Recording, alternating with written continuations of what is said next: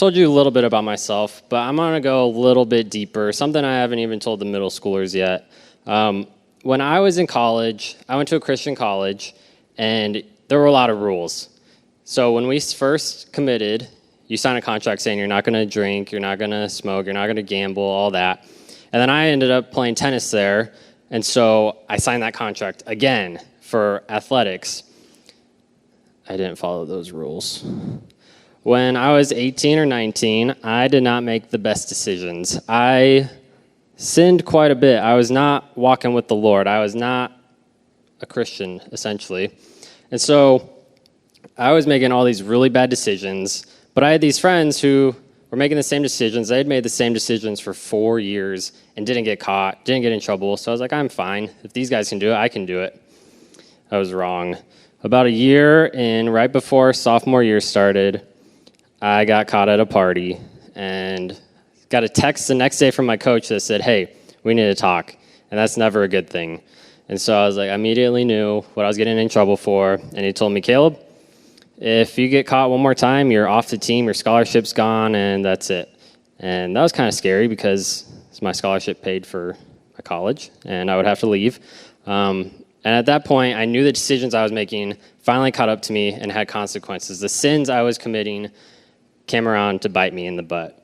And so these decisions we make in our lives today, it might not be like partying like I was, or saying bad words, or skipping curfew, but they could be like gossip or something like that. Those things will come around to bite you in the butt. And so sometimes we think of sin on a scale. We think of sin like, so over here's a 1.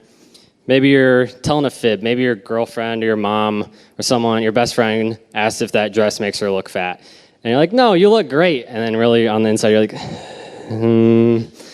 be nice. Don't kill her self-esteem. Don't make her hate you. So that's like a 1. Just you want to protect them, so you tell a little white lie. Maybe a step further, maybe you cheat on a test. You really need to pass that exam in order to pass the class. So the smartest kid is sitting right next to you, right in front of you. You just take a little peek and you pass the test and you're golden. So maybe that's like a 2 or 3. Maybe a little bit more, you steal or something. When I was 7 or 8, my mom and I went to a grocery store, and I love the root beer barrel candies. So I asked my mom if I get some. She said yes. I had a handful. I got tired of holding them, so I put them in my pocket. And I forgot about them and didn't pay for them. So maybe that's a little bit higher. And then you go on the other end, you're like real life Grand Theft Auto, where you're stealing cars and stuff, and that's really high. And then worst of the worst, what people consider to be like the worst sin ever is murder, and you kill someone. That's a 10 out of 10. So the thing is, there's a wide range of sins, but each sin you commit is going to have consequences.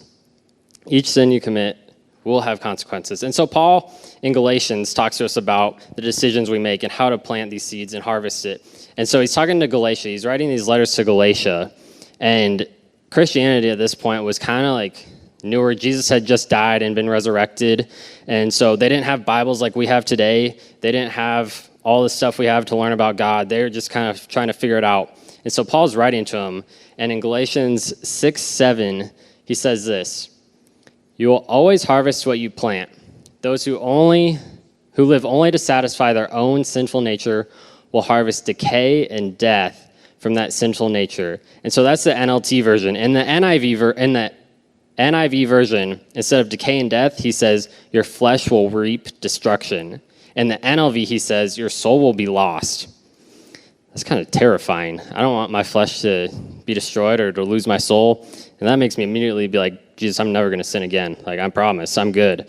But he goes on to say, even though we may sin, we may harvest decay and death and destruction, he says, but those who live to please the Spirit will harvest everlasting life from the Spirit. So let's not get tired of doing what is good. At just the right time, we'll reap a harvest of blessing if we don't give up. That sounds a lot better than decay and death to me. I would rather have blessings in my life. And so what he's saying is you get to plant these seeds, and then you also get to harvest them. And those decisions you make are what you harvest. And so he's saying what you plant now will determine what you harvest later. And so this made me think of plants, because why not? That's what he's talking about. And so I got some plants for you that I'm going to make. This first one, this is Wise Decisions. This is like top-notch soil. Like, this is really hard to find, okay? So I'm going to pour that in there. And then I have the purest of pure water. This is like holy water. It's going to make the best plant ever. And then I have the perfect spot to give it sun. It's going to hit it at the right time, the exact spot it needs to be, the right amount of sunshine. And you know what's going to happen? I got this nice plant right here. All that stuff I just planted, look at this. It's an apple tree. It's bountiful. It has the most juicy apples you will ever eat in your life. But on the other hand, this soil I just kind of picked up. There's rocks and stuff. That doesn't sound good. Maybe you like throw a seed on the ground. You just kind of kick it and put some dirt over it. You don't water it. You don't put it in the sun. Maybe it's in the shade. So it's just there. And then you get this tree, these plants that look like that. It's kind of sad looking, kind of a little bit ugly. That's not what you want to have. I would rather have that and the blessings than the decay. That looks pretty decayed to me. So if we plant poor decisions or if we plant poor choices, we harvest poor outcomes. So instead of like a plant, we'll talk about real life version. We'll talk about planting gossip. So Tina just cheated on her test and she got caught. So all your friends are talking about it. Oh, Tina did this. Tina cheated. She's getting in trouble. She's getting suspended. And so when you're planting that gossip, maybe Tina's like your really good friend and you join in that gossip. Eventually, she's going to find out about it. And that harvest that so you plant the gossip, you're going to harvest a lost friendship. You're going to lose that friend. Maybe you plant a seed of lying. Maybe you told your parents you were just going to go hang out at a friend's house, and you end up going to a party. And they find out, and you lied to them. You planted that lie, and you're going to harvest untrustworthy relationship with your parents. They're not going to let you go out anywhere ever again. But on the flip side, if we're looking at this kind of plant, what if you plant a seed of truth? You plant the seed of truth. You're always honest with your friends, and you plant the seed of truth, and it becomes a harvest of trustworthy relationships, people you know you can go to, a community that you know you can grow in. Or what about spending money wisely? Plant a seed of spending money wisely. Maybe the new Apple Watch is about to come out, and it's like $400 or $500. If you spend your money on this, you're going to be broker than broke. Like, you're going in debt for this when it's really not even worth it. But instead, you plant the seed of spending your money wisely, and soon it goes on sale. You have enough money. You've saved enough money. So then it's on sale. You get to buy it, and then maybe you can buy some like AirPods or something. And you plant the seed of spending money wisely, and you'll eventually have the harvest of managing your money well. Or what about a relationship, your boyfriend or girlfriend? You plant this idea of treating them right or treating them respectfully. You learn what they don't like, what they like, how to fight, how to argue, how to communicate. You'll harvest a good marriage, a healthy marriage, a marriage that'll last 80 years. Maybe not that long, but a long time. And so when we do these things, when we plant these seeds, these good seeds, we can experience a free future. We're talking about being free people. We can experience a free future, and that future is free from regret. It's free from painful consequences. It's free from death and decay and destruction and losing your soul and all these different things. But if you plant these bad seeds, all that's going to come crashing down. It might not happen today. It might not happen tomorrow or a year from now, but eventually it'll happen. And so when you're making a decision, you're going to end up saying one of two things. The first one is, I'm glad I. I'm glad I. I'm glad I studied for that test.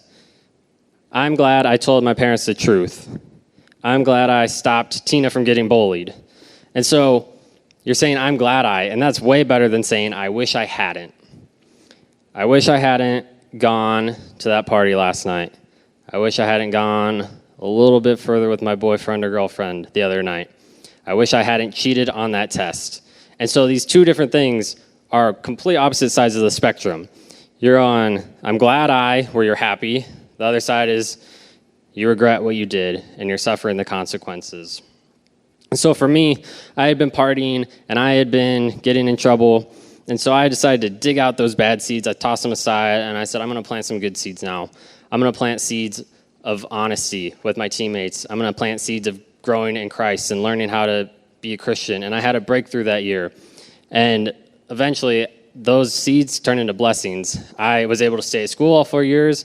I turned something into a career in ministry, and then it turned into a marriage as well with my wife. And that's a blessing because freshman year, like I said, she was out of my league. She was like way, way out of my league. And then I got blessed and it was like, it came down a little bit. But still, I had these blessings in my life that I wouldn't have had if I had kept the path I was on my freshman or sophomore year.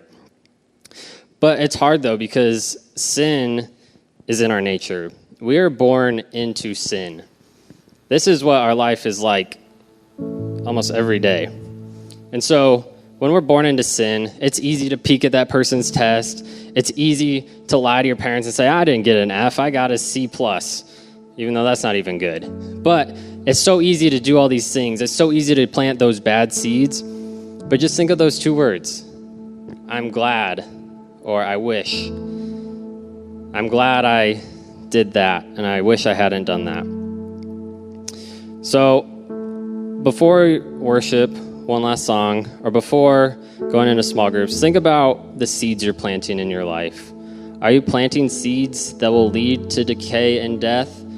Are you planting seeds that will lead you to a free future, free from painful consequences, free from regret? Which ones are you doing? Are you lying to your friends or your parents? Are you partying? Are you going to church on Sunday, but you party on Friday and Saturday night?